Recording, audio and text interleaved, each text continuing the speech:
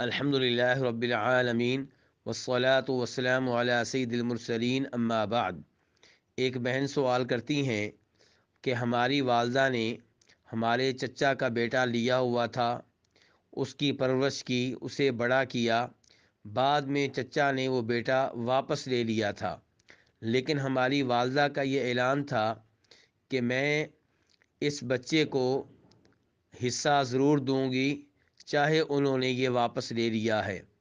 تو سوال یہ ہے کہ والدہ کے فوت ہونے کے بعد کیا ہم وراثت میں سے اسے کچھ دیں گے؟ کیا اس کا حق بنتا ہے؟ تو گزارش یہ ہے پہلے نمبر پہ کہ کسی کا بیٹا لے کر پالنا، اس میں کوئی حرج نہیں ہے، لیکن کسی کا بیٹا لے کر اسے اپنا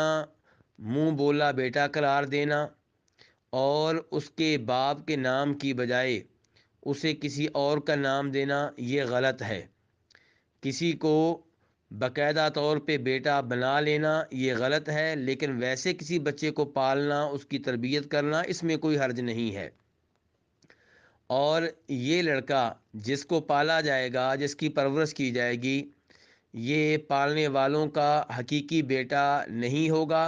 اور نہ ہی ان کا وارث بنے گا، لیکن اگر وہ چاہیں تو اسے اپنی زندگی میں کوئی ہدیہ دے سکتے ہیں، کوئی گفٹ دے سکتے ہیں، اور اگر وہ فوت ہو جائیں تو فوت ہونے سے پہلے اس کے لیے وصیت کر سکتے ہیں کہ ہمارے مال میں سے اتنا مال اسے دے دیا جائے،